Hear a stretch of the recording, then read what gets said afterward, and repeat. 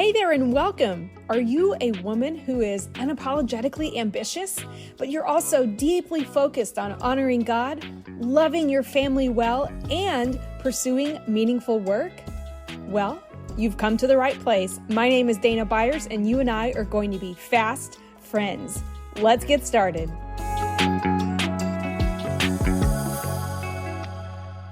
Before we get started today, I want to take just a moment and share with you a recent 5-star review my podcast received. She says, I am loving this podcast. It's full of encouragement, useful tips, and scripture to help me step into what God has for me, but allows me to put down the hustle and the hurry. I feel like Dana is my own personal coach as she is so relatable and helpful. Thank you, Chris, for taking the time to share this 5-star review. If you are listening to this and any of my episodes have been helpful to you, it would mean the world to me if you would take just a moment to leave me a 5-star review so that we can reach a lot more people. Thank you, friends. Well, hey, everyone. Welcome to another episode of Been There, Learned That. This is Dana Byers. I am your hostess, and I am so excited about our very, I am biased, very special guest today, my own daughter, Mackenzie. Mackenzie, welcome to the podcast. Thanks. Tell us a little bit about yourself. I'm Mackenzie. I'm a sophomore at the University of Oklahoma. I'm studying criminology as well as military science and criminal investigations. Wow, that's a mouthful. It is. I haven't heard you say all of that together at once. That's a lot of words at once. Well, I am thrilled, Mackenzie, that we're going to do this interview on a random Saturday afternoon because a while back you said to me, hey, I need to be on your podcast. And I was like, oh, I would love that. And the handful of friends that I have mentioned that to are holding me accountable to it. They're like, hey, I haven't heard Mac on your podcast yet. When are you going to do that interview? So I'm very glad. Thank you for making time to chat today. We can talk about anything we want, I suppose, but I'm especially excited to allow the people who are listening to this podcast, many of them are women probably in their 30s to mid 50s. And you are a member of the Gen Z generation. And I am learning so much from your generation, you and your brother both. Your generation is the future. Some people would say that's scary. I think it's exciting because I'm learning so much from you and your friends and your brother. And also I think it's exciting because we have a lot to learn from your generation, but also we have a great opportunity to coach, develop, parent, support, love on, train, all the things for you and your peers. So I thought maybe we could start off first by talking about maybe the idea of, I guess let's talk about what people your age, and again, I know you're not trying to present everyone, but we're just talking about your experience. What would you say has been your experience growing up in our family and growing up in the church as a member of the Gen Z generation? What are some observations you've made or things you've had to walk through? I think my experience with our family, at least, has been a lot more freeing with the relationship to the church. And it's not always a great thing to compare, but for me, looking at my experiences compared to others, I see it line up in the beginning stages of really developing your faith. It looks similar at the front end of things, enjoying a lot of youth activities and really being involved and feeling close to Christ. But in our family, we've also been given the ability to explore faith on our own, to see what it looks like to be authentic for ourselves.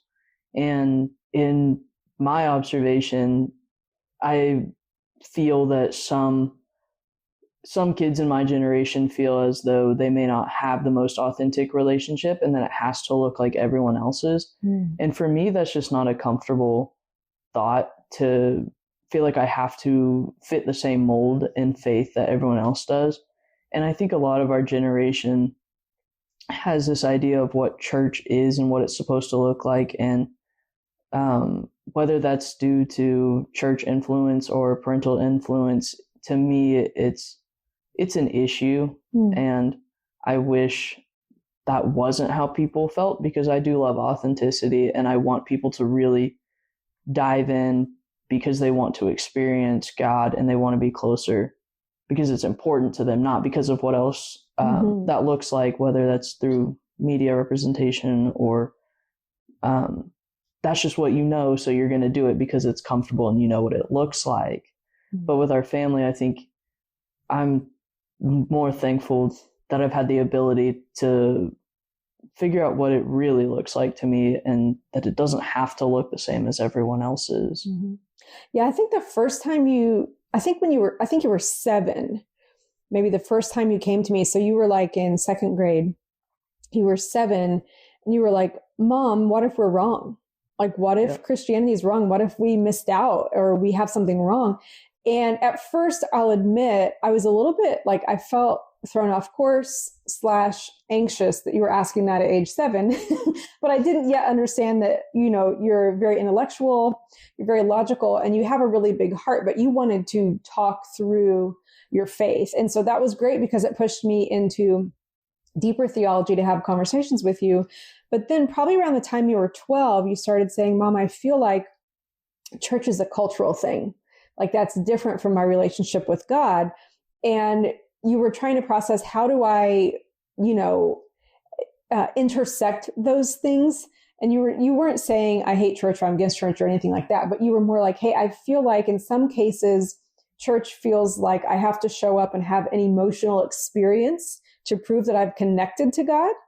When in fact, maybe I pray to God and talk to him before an exam at school or talk to him alone in my room, or you were a journaler, you would be like, I would write things out in my journal. Is that still connecting to God? Because I was so thankful that you were really direct with your questions because it let me know, oh, she's picked up on some things that we don't actually intend to communicate, but that you were just picking up by observation because you were always observing. You're either like deeply asleep or fully alert in my experience every year of your life that I've known you. So it was funny because it was like, oh, wow. Okay. But we did really figure out, your dad and I did pretty early on, like what you were craving was authenticity. Like you were like, from really a few years through middle school and high school, as you were wrestling with your faith, I remember you just being like, if this thing is real, great. But if it's like a cultural, just like game, I don't want to play it. But you chose to dig your heels in. You chose to dig your heels in and be like, I'm going to pursue God because I want an authentic relationship with him, not because I'm checking the box of church. And I think that's something that can be difficult for a lot of adults to feel okay doing that. Tell me about that. Like, how did you get yourself to a place where you were willing to experience your doubts in the hopes that you would draw closer to God? I think it was a lot of the way I was raised and the lessons that I had learned as a child that we all hear, but there's a reason we hear them. They're like the biggest things that they want you to take away, but instead of just being a takeaway, like I really felt those, and it was almost like a reliance on past experiences, past messages that I had heard. And I've always loved the statement, like to have a faith like a child, because that faith really, even like being a young adult, helped. And it was like knowing that I had had rough experiences as a kid, but knowing that God hadn't left me through those, and really looking to dig deep into my own experiences of where I had seen God to know that I'm okay in this season of doubt. But if I really lock into that and I really lean on what's already been done for me, I know that more can be done and that more will be. I have to have a willingness to be in that, though. I can't just ask for it, and when I need it, I have to ask for it and go through the process of it. And so it was tough to dig through my own experiences because some of it was rehashing like old wounds and rough moments, but it was really an emotional experience too for me, knowing that like I hadn't been abandoned by God, and so digging in and locking into that became easier because it's like I'd already gone through rough stuff. I know I'm going to in the future, but I'm able to do that because I know I'm not going to be left because of those doubts and because of those questions. Right. And I think that really leads into,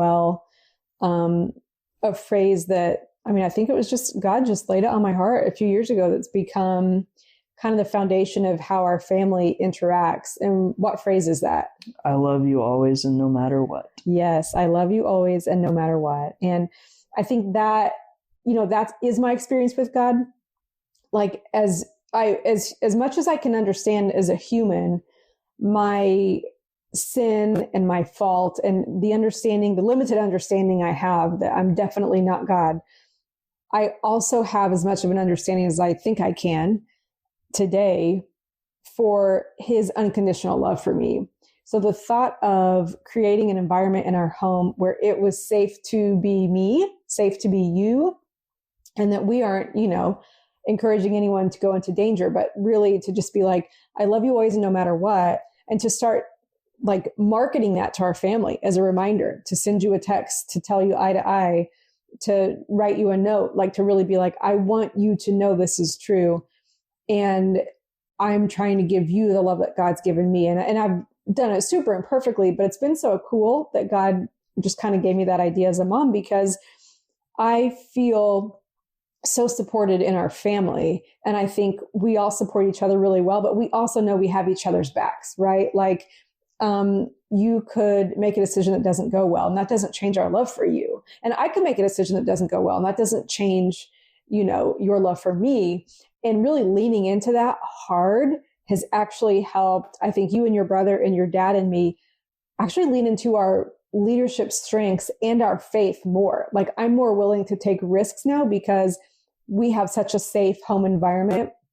The vulnerability of the middle school and teenage years of you and me figuring out, how do we have a conversation? Like us having different leadership styles and how we communicate about things, and finally figuring that out and being like, oh, we're actually for each other. And I think in a lot of the cases, the conversations we had, we wanted the same thing. Yeah. You know what I'm saying? Like, we wanted the same thing. How is it that we thought we were like speaking a different language? But I think it was because, at least in my case, I was often protecting my heart, or I felt like I didn't want you to get hurt in any scenarios. But it's really cool because the I love you always and no matter what approach, I think, has given us the chance to understand our unique leadership better. I remember telling you when you were little, I would tell you guys this, I'd tell my direct reports at work this, I want to be an expert in you. Not in like a weird, creepy way, but like, hey, I want to understand you so well, Mackenzie, that not that I'm trying to predict your behavior or say what you're going to do, but like, if this is what she needs, I'm going to provide this for her. Or if these are her strengths, let's help her magnify those. And if these are the things she's not interested in, let's just take that off the table. Like, how can we really get you to lean into the things that matter the most? Which has created such a fun education for me, because your interests have been so vast and different from anything I've known about, that it's opened up my world to all kinds of new things I never knew I would enjoy or experience. So I'm curious, how would you explain your leadership style?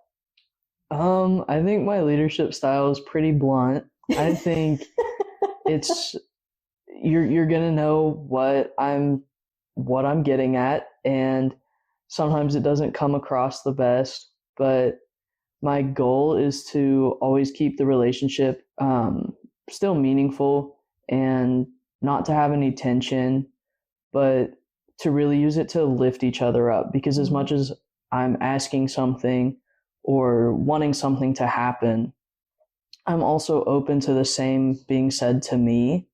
And I think my leadership style is definitely not just asking, but doing it alongside someone. Like, I don't love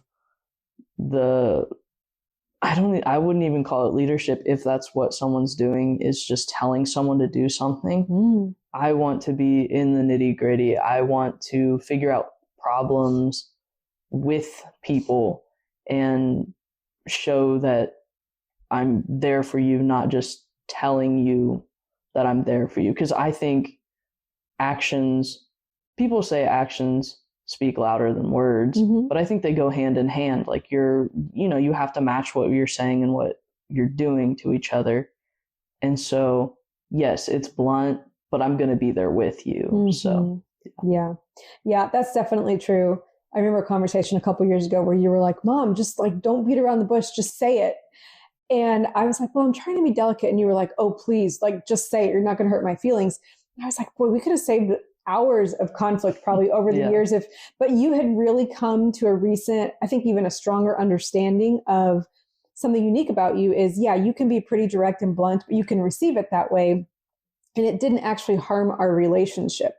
And we were actually, I was able to communicate in a way that served you, but you also learned like, hey, sometimes when I'm talking to Mom, I want to make sure I'm, delicate, or I want to make sure I'm open to that. We both wanted to be more open to, instead of making assumptions, like being curious, like, oh, she might have had something come up, or maybe she meant something totally differently. I'm going to ask before I assume or make a judgment. And I'm proud of us. We've definitely improved. Yeah. And there's room to grow, but we've definitely improved in that. Let's talk about strength. For those of you listening right now, you cannot see Mackenzie, but Mackenzie is, she's a force to be reckoned with. Mackenzie is, I basically tell her like she's one solid muscle. And something I love about that is Mackenzie has always had just the sweetest, biggest heart, very big heart for justice. But there have also been times where maybe we've been in an environment that doesn't feel safe, or there's a moment of conflict, and Mackenzie's there with me, and she really is a force of strength, not just her physical presence, but also she just kind of, you just kind of experience her as someone who's easy to be around. And she's pretty vigilant. Like, you're always aware of what's going on around us. And I'm like, well, I guess I have my own security guard. I can just be living my life however I want. She'll keep an eye out on me. So Mackenzie is very strong. And Mackenzie, when I was in Kenya a couple months ago, I was giving an example about spiritual strength. And I explained to them, my daughter is very strong. She lifts big, heavy weights. And I had asked you the weight you were lifting at the time, and you shared it with me, and I converted it to the metric system for them. And a couple of the women were like, no, that's not what you mean. I was like, no, that's literally how much she lifts. It is a lot of weight. Like, you could literally, if I upset you on this interview, you could just pick me up and carry me out of the room, right? Like, you could just be like, I'm done with this, and walk me out, which is pretty impressive. But so the physical strength, though, is something that I'm very mesmerized by, because you and I have talked about this, and you had a discovery that your physical strength and the discipline of that is actually something that kind of calibrates or partners with mental strength, like the ability to keep those two in check with each other. And I think that's really interesting. I'd love to hear you share with us, for example, like in your disciplined approach, not just lifting weights, but all the other military workouts and things that you do, and even schoolwork. I mean, things like that. How do you, because authenticity is a big value of yours, how do you get yourself to an authentic place in your mind where you're able to show up and do the things you've committed to do, even if you don't really feel like doing it that day? Yeah, I think for me, it's become a very future forward looking process, and finding a balance between mental strength, discipline, and physical strength, because you have a goal and you want to achieve it, but there's different ways to look at it. And I think I used to look at it as like punishments and rewards. If I go, it's a good thing. If I don't go, it's a bad thing. But I think what I've switched to now is it's a much healthier way to look at it, and to be like, I want to be there. I'm going to be in this place. I'm going to achieve this goal. And I think it's harder to make yourself figure that process out by saying I have to do something. I don't like that phrase, being like, I have to do this, because then, as much as we've said authenticity is important, and it's not authentic if you say you have to. And I think with all of those things, working out, school, those different things, it looks different for what the end result is, but it's important to have the same future, like, I don't know what you would call it, process. I don't know what you would call it, but looking to the future, because you want to see yourself achieve different things. I don't know. For fitness is my easiest example. I, lift heavy weights, but I have to have the discipline each day. And I'm like, I have the ability to do these things, but that applies to those other categories. I have the ability to learn, to receive more information, and that can help me achieve my goal in school. I have the ability to eat healthy. I have the ability to walk somewhere. I have the ability to lift weights. So I'm going to do it so that I can achieve my goals. I think there's steps between getting yourself into a disciplined mindset and achieving what you want to do, but you kind of have to baby yourself with we call it a crawl, walk, run. And you kind of have to go through those steps before you achieve those goals, but still keeping your goal in mind. And I think that's been super helpful for me. And that's what I do. Crawl, walk, run. That's good. Because even on the days that are a crawl, you're still crawling, you're still doing something. Yeah. When you're sharing that, it reminded me of in your junior year in high school, you were playing two different sports kind of back to back, and which was no big deal for you. For me, I would have been like, that's it, I quit school. Like you were just so no big deal. Got up early practice, school all day, intense classes, practice or a game after school, and go to bed and do it all again the next day. It's just not a big deal for you. And then you got a concussion. And that was really hard because it was like, gosh, that impacts your mental strength, it impacts your physical strength. Both of them are impacted that way. And I remember you being like, man, I just want to get back out there. I just want to get back on the field. I want to get back on the court. And all of a sudden you were like, I wouldn't even mind so much going to practice today, which other days, wouldn't be your favorite, but just that was such an important lesson for me to observe, to watch you walk through that as your mom, because it reminded me, even in my day-to-day life, there are things that are in front of me to do that maybe I don't have to do, but I've committed to. And so my mindset is like, man, I don't want to do this. But if I lost the opportunity to do those things, if I was on the bench or if I was injured, I would be really upset about it. And so that gratitude perspective of like the first time you got back on the field, the first time you got back on the court, it was like, oh, this feels so good. This is where she belongs. She's glad to be back at practice. She's glad to be, free and released to play again. And you had to start, you kind of had to crawl. You said, your speed, your things weren't back where they were, but you crawled, walked, and ran and got back there. And that was just a really special example to me to watch you walk through that, and definitely an encouragement to me as well. When I think about, obviously you weren't like 100% grown, but we noticed your dad and I noticed probably when you were in middle school, you matured pretty quickly as far as like your observations of things around the world, and you kept us on our toes for sure. You keep us on our toes for sure. Let's say that. And we started noticing, it's not like Mackenzie's making dangerous decisions. She has a lot of ideas. What would it look like to support her instead of giving pushback on a lot of things? So you would bring up ideas. You wanted to try something or go somewhere or do something. And we would say, well, help us get to yes.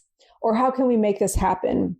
Like, what kind of support do you need to do that? And it was interesting. The answer was rarely money. The answer was rarely even much time. It was just kind of like, I want to try this thing out.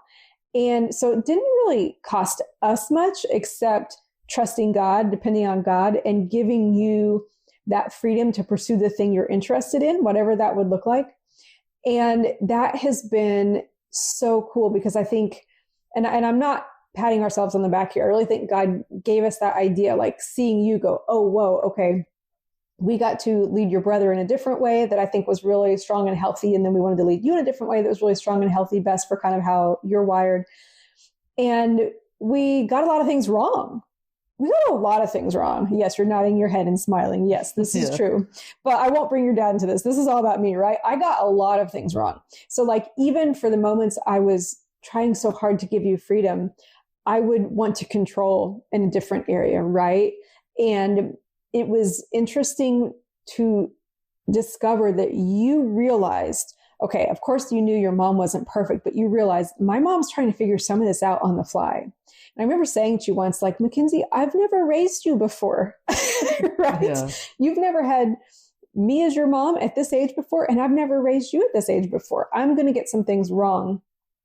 And that has shifted even now. Like, now you've lived outside of our house at college, and we're navigating what does that look like to be your parent, for you to come and go, for you to have your own life and us to support you in that, and wanting to, not like throw you to the wolves, but also communicate to you like, hey, we trust you. We trust God and we trust you. How can we stay engaged in your life? What does support look like at this age?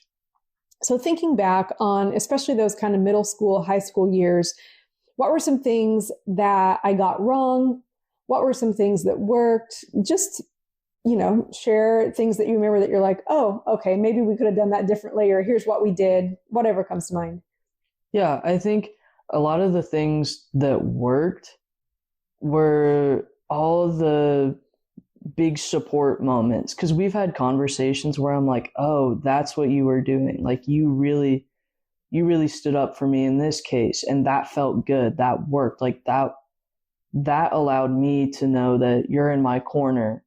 And that's been able to really help me now, because yes, I'm doing some things on my own and I'm figuring stuff out, but I know you're in my corner, even if it looks a little bit different. And there were a lot of moments throughout elementary and middle school where it was a lot of conflict for me in school. And but hearing the stories, phone calls from the school, yeah, sometimes. And to hear the stories now about some things that weren't the most comfortable for you to do, but that you did because you're an advocate for me, and like, you really want that relationship to work, and you believe in our relationship. And it was just cool, like, to hear those moments of you really stepping in, and because that built something in me to want to do the same for other people. Like, I think that's why now I have that strong, sense of justice for people. And I want to do that because I want people to know that I'm like in their corner as well. I think some things that didn't work were maybe we would both do it, but like you said earlier, trying to protect ourselves, because in a way we're just going in circles. And we really had to figure that out through a lot of conversations and a lot of escalations in conversation. And it seems like it's something that would work, but didn't work. Like, you think it would be best to protect yourself so that you can protect the other person, but really that was more harmful in the long run, because what we really wanted was what was best for each other. But when you do that, sometimes it doesn't fully work out that way. And but we've gotten through that, and we've shifted our approaches with that. And so I think that was also what worked well, was the letting off the reins, which seems hard to do because giving up control is super hard. Yeah, everyone's natural instinct is to want to have control over something, because chaos is no fun for anybody. right. And we want harmony, we want peace. So we do everything we can to control it. But that really, like you've talked about, has set us both free, because we still know we have each other's back. Yeah. But that was super helpful, because but at the same time, it was almost like, are you sure? Like, are you sure I really have that freedom? But it really did wonders for us. And we were able to talk about the things that didn't work. And we were able to use those things that didn't work to figure out what would work for us and what has. And I think it really created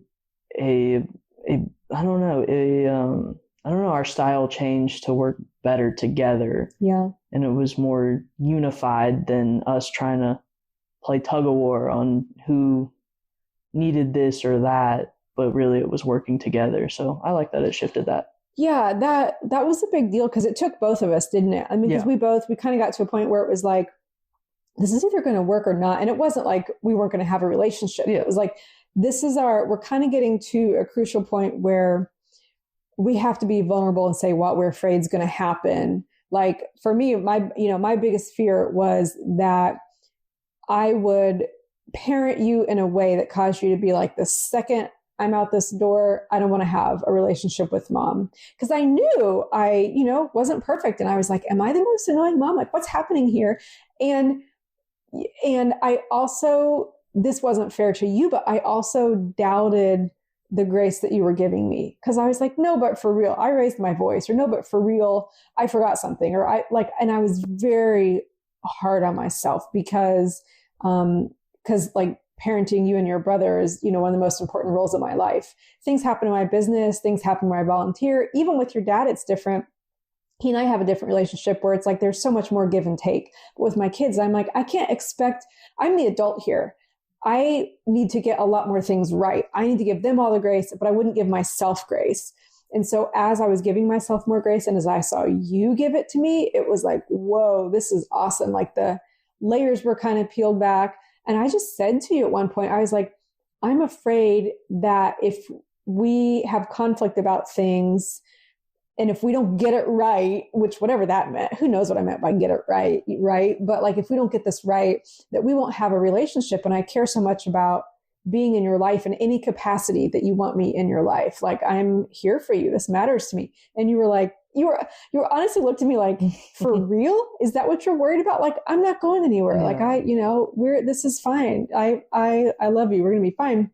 But we have to talk more about these things and say, your dad uses that phrase, like the last 2%, like that means we say the things that bother us, but there's maybe just a handful of words that feel the most vulnerable and unsafe to say.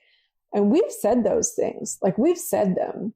And we even have different perspectives on things that have happened in our lives. And we don't even have to say we completely agree on all of that. It's like, no, I respect your experience and I honor you for that. I would never say I got everything right, but what does it look like for us to own our stuff and, apologize, but also show respect? What does that look like? And so I'm so thankful that we have been able to, it's been kind of like a moving needle, but we've followed it. Like once we were like, oh wait, we're actually on the same team.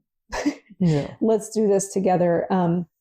And we're still figuring that out. I mean, I don't want anyone listening to this today being like, oh, wow, that's perfect. No, it's really not.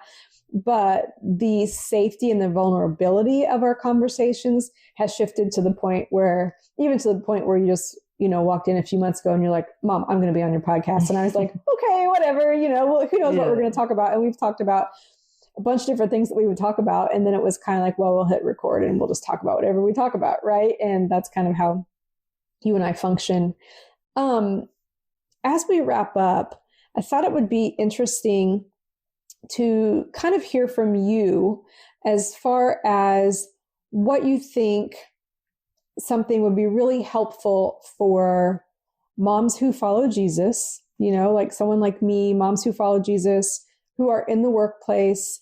What would be something important that would be maybe even encouraging to them, Mackenzie, as they think about, if they're raising more than one kid, they're raising two very different kids, right? Like as soon as you have a second kid, it's like, wow, this is a whole other different human. So how would you encourage women listening to this who are trying to lead and develop kids that maybe they feel unequipped to raise?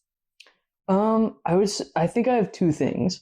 We talked about how, it's your first time raising me and it's my first time having you as a mother. Mm-hmm. Like that's true for everybody. This is your one lifetime. It's both of your first lifetimes and you're navigating it together. So the pressure, any pressure that you're putting on yourself, you can release that because you're going through it together. And I think that's huge because you have to stop and pause, and it really calms you down because it's like, it's okay that there's some frustrations or the feelings of being ill-equipped, but it's like, so all of us are at times, and you don't have to get it perfect.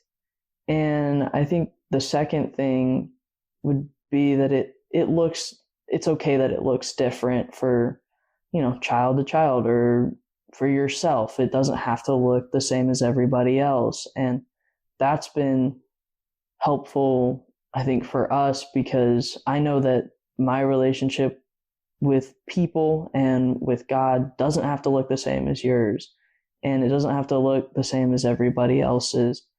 And I think just knowing that gives like a peace of mind, and that's super helpful. I think just taking time to realize you don't have to have it all together, even if it's cliche, it is true. Like it doesn't need to be fixed this second. It's okay. And I've loved saying this with the two of us, like sitting in it, like you sit in some frustrations and grief and whatever emotion you're feeling, sit in it, but don't dwell on it. Cause I think those two are different. If you dwell on it, you become so immersed into it that it may be hard to get yourself out of it. And I think if you sit in it, you can sit in it with other people. And that's been super helpful. Like we sit in frustration with each other.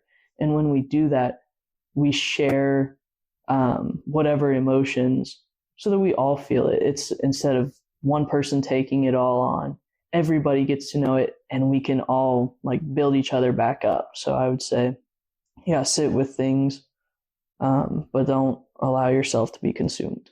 Yeah. Well, we have to end on that because that is such a high note. Thank you for sharing that wisdom, Mackenzie. You have always been wise beyond your years. I am so proud of you, and I'm so thankful that you came to share with me and everyone listening today. And I'm still just thinking about what you said, because those have even been things we've really just learned the last few years. And I'm so thankful as I think about your future and all that God is doing in your life right now, all that He's going to do. I'm like worshiping ahead of time as I just see Him work in you and through you, and imagine what you and your brother and your generation is going to do is really a personal encouragement to me. And I'm thankful for your leadership and your example in my life. Yeah. All right, friends. Well, thank you so much for joining us for this episode. Have a wonderful week, and I will catch you next time. Hey lady, are you looking for some inspiration? Check out my blog for insights on leadership, decision-making, your career, money, and more. It is a treasure trove of knowledge and ideas that is waiting for you, and I update it every week. Dive in now at danabuyerscoaching.com. Let's explore together.